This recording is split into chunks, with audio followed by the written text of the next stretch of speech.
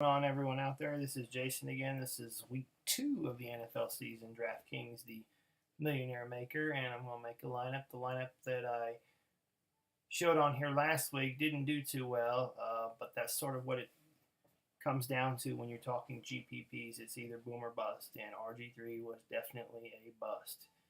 And now it looks like he's going to be out for a significant amount of time, but we'll just keep on trucking, and we're going to go to week 2, and we're going to try to make a lineup and win $1 million. So this is what we've got. Looking at what people are talking about with quarterbacks, I hear a lot of people talking about Derek Carr. A lot of people are talking about Eli Manning, and there's some people talking about Blake Bortles, Jameis. But I want to go to the one guy who pretty much dominated last week, and that was Drew Brees. And Drew Brees won a lot of people a lot of money last week, so I'm going to go back to it because apparently I think everybody's going to be scared of his home road split, and I think he has a better offense this year, so I'm going to roll with him again. And I'm not going to try to hide anything here. I'm not even going to be contrarian on this. I'm going right back to Brandon Cooks and Willie Snead, and I'm going to go across and I'm going to play Odell Beckham. And you can see right now I've used up a considerable amount of salary. So now is the point where I'm going to get contrarian. Now, tight end, I want to go cheap. And here's one guy I think has a terrific matchup. He may not get a ton of looks, but he is the starting tight end for Denver. And they are playing the horrible Colts defense. So maybe he can get us a touchdown or two, which would be awesome at 2,800. So we're going to roll with that at tight end.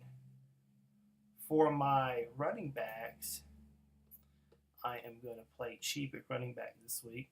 I'm going to go with LeGarrette Blount against Miami at home. I do think this falls into the theory of a LeGarrette Blount game for the Patriots. He did well last week against a very tough defense.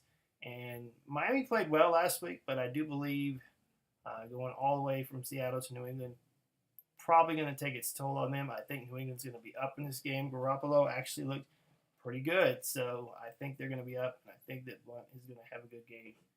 And for my next running back pick, I'm going to go with Shane Vereen, and we're basically doing a total game stack of the New Orleans-New York Giants game.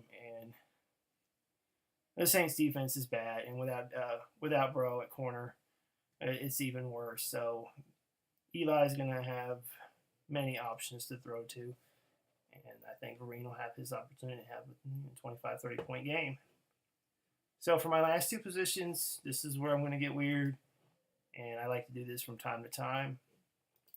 And this is where I do a little bit of a correlation play with Ted Ginn and the Panthers defense against the 49ers. What I'm hoping people are scared that the Niners are actually a good team. I don't necessarily think they are after blowing out the Rams on Monday night. Coming off a short week, getting that early game against Carolina, it's really at a disadvantage to them. Ted Ginn's explosive.